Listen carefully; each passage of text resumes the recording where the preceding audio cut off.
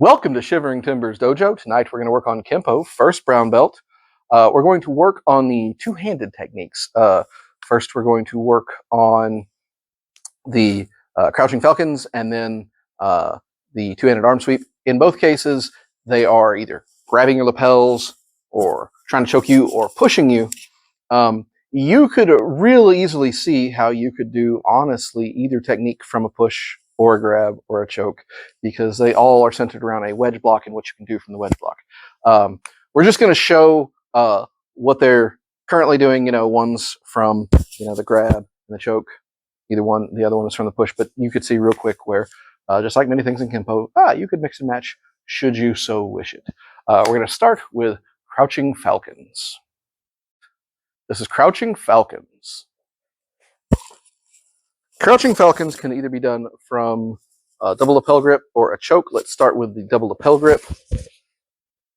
Step back, wedge block up, strike the eyes, grab the arm, elbow up, tiger strike down. Other side, let's do it from a choke. Same idea. Wedge block up, hit, pull in, pull down.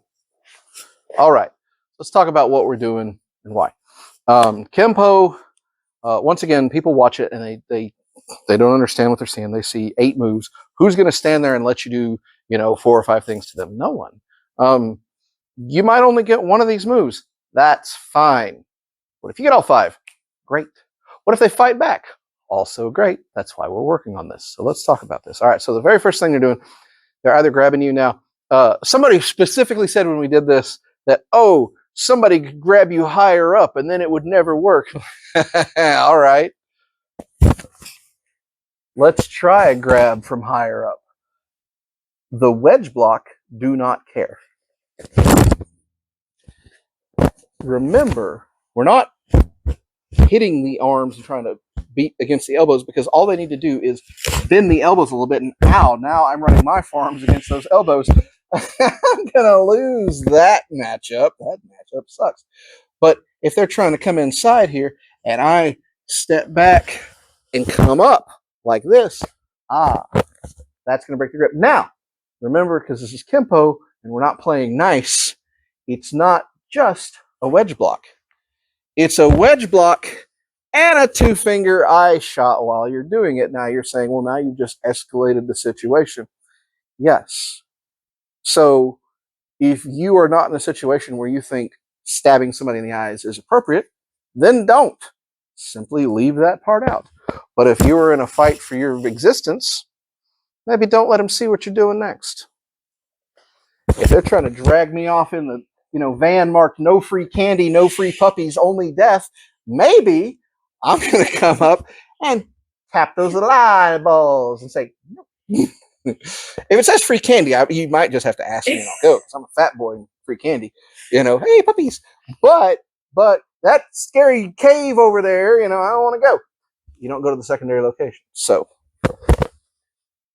tap the eyes. As we're tapping the eyes, they might let go. Now I'm crossing one down and I'm pulling in to elbow up and come right back down with a tiger strike.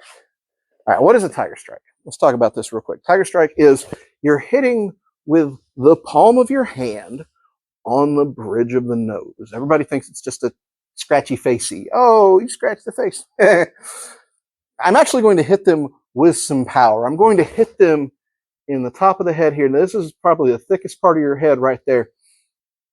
If you hit that, it may stagger them a little bit. It's not necessarily going to stop them. But if you hit the bridge of the nose, hit the cheekbone, if they've got their head turned down a little bit, hit right there in the middle in Tenmon, now you've got something worth hitting. So I can make them put their head back. That's easy. As they've grabbed me here, and I've come here and I go for those eyes, their head's coming back. So here, and I made it go back even more. Now their face is upturned. Bam. See, now I've taken that strike and hit something vulnerable. Tip of the nose, the lips, face, bad things. And then I'm going to scratch again. Once again, you are not in a situation where you think ripping skin and faces off isn't really appropriate. Simply don't do it. Just hit them and be done. But if you are in the fight for your life, hit them like you mean it. All right. So once again, hit to here, and we're pulling. Boom. See, I pull them into that elbow, and then strike down. Now, nobody's going to stand there. They're going to try and hit you and do things. Okay, that's great. But understand this. I've hit them twice before they could get their hands in a position where they can hit me, because right here, they can't hit me. They can kick me. They can headbutt me. This is not a good position for me to be in. Just because their hands are free doesn't mean I can't get hit. By the same token, they can push me up against something. These hands can put me in a worse situation. These hands can throw me. These hands are dangerous. This is not a good place to be. So it's not like I'm out of the woods just because they're grabbing me here. So as I step back again to extend these arms and make this weak, so my wedge block works against a weak hit, I'm already hitting, and then I'm hitting again. Now, if she wants to try and hit me, that's fine, but I got 3 shots, 1, 2, 3, pretty darn quick before she gets one off. I like them odds. Let's try the other side. Hey! That's pretty fast. You can move quickly on this. Other side, we're going to move quickly. Grab me like you mean it. There we go. Hey! But you didn't even go for the eye poke. No, I didn't, because I'm trying to be nice. And if you're going fast, when you train fast, try some glasses. Safety glasses where you're working with your buddy and you're going for that poke. Protect your eyes, protect your buddies. Just because we try for nasty strikes doesn't mean we have to be mean to each other about this. There is headgear with face masks. Those are really expensive, but just some safety glasses, just so when you tap the eye, you're not getting anything. So again, we're stepping back, coming up to take that strike and hit there and hit there. What if they let go so you can't get that? Okay. I mean, no, but you're supposed to let go.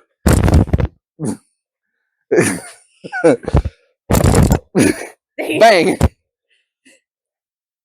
Now you'll notice I can probably get that. And most people, when gripped here, don't really think of the fact that as you try and get away, that you're really just using that to get a grip on them. If you can grab a sleeve, oh yeah, grab a sleeve. Pull them all the way into that elbow. Make that elbow work for you. Bam! And then you've already got this up, right back down, right on the little bits. So, crouching falcon, careful with your uke, protect each other, but add some speed, see what you get out of it. The sweeping arm hook. All right, so sweeping arm hook, she's gonna push at me, both hands, clear them out. The other side, clear them out. All right, let's talk about what I'm doing. Now, we just finished doing crouching falcons. Crouching falcons was from a grip here. We could do this from a grip. We could do this from a choke. We're simply doing it from a push. We could do crouching falcons from a push. So you could do either one of these. The hands are coming out at you. You've got options. But let's work on this from a push. I like this from a push because as she comes in to push, I'm creating some space. I see the push coming at me. I got my hands up, right? This is good. If my hands are up and she's trying to push me, it's real easy to get that grip. If I get that grip and pull, it's real easy to get my foot up and get a kick in right there. I can pull them over and I can expose that soft, tender underbelly. I can kick all the ghibli bits. We call this the yawara in jiu-jitsu, and yawara means many things, but in this case, it also means your center line where all the ghibli bits are. So, your groin, your stomach, your solar plexus, your throat, your eyes. I've got options for the kick here. I don't have to kick high. If I'm old and broken, kick them in the kneecap. If you're less old and broken, kick them in their groinal area. And if you can kick a little higher, kick them in the solar plexus and make them lose the ability to breathe for a bit. because that's always fun to watch. Make him make the noise when you do it. So she pushes me, and I kick this. Boom! I made her make the noise, and then push and clear. All right, so what are we doing with that push? Nothing special. We could, I suppose, step back and do a front thrust kick. The Muay Thai guys call it a teep.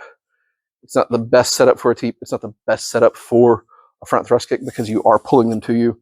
So ultimately, what I would prefer to do is to step it back here to see I'm pulling them into me. They get that, they get that, and I am saying, if you wish to come this way, why certainly allow me to help you along in your path, help you along your journey. We're being polite. I'm being so polite. She's really wants to come through me, so she's pushing. I'm gonna be polite, and I'm gonna wedge block. I'm not blocking up. I'm not trying to break this grip. I simply want to come between it. And if she wants to push me with two hands, like breaking the grip is all I need. And I'm stepping back. So she really tries to really try to knock me back. Oh, come on, knock me back. You got this. Oh, yeah. I don't like that. Knock me back. Come on, you got this. Oh, look. So rather than taking those shots, I'm going to use her momentum against her. And that's not nice because she's stretched out. I am stronger here. She is weaker here. And boom, I've got that kick. And if I need to move them back, I can come in. And now, do you really want to push? Won't they do the same thing? Well, think about how you're pushing. Think about what you're actually doing here. If you're here and kicking here and you don't let go till you're here, boom, and you can, your push is more the bare fists. Hit them in the chest, hit them in the shoulders, hit them in the head, hit them in the hips, whatever they give you to get them clear some space and let them realize that this is not a good idea. So, and we're moving in. What if you don't want to push? What if you want to start hitting? Okay, do that. You got options. Use them. All right, so this is the sweeping arm hook. That was Kenpo1st Brown Belt, and that was the Crouching Falcons and the sweeping arm hook. So for both of those, remember, we practice Crouching Falcons from the lapel grab or the choke. You could also practice the sweeping arm hook from the lapel bag grab or the choke. We practiced the sweeping arm hook from the from the double push. You could practice Crouching Falcons, you could practice the sweeping arm hook from the grip instead of the push. Like, they've got two hands up. There's a wedge block involved, whether it's a grab, choke, a push. It all runs together. Do what works for you. When you work with these with the resistance, be careful, especially if you're smacking eyes. Like we said, you may not be in a position where you want to really hit somebody in the eye. That's not where you want to go with that fight. That's fine. Leave it out. If you do need it, it's there. What if it doesn't work? That's fine. You still make them move their head and get it offline so you can do some other strikes that will absolutely work. If you still don't like these, well, come into class. Bring your eye protection. Everybody else, y'all stay safe. Thanks.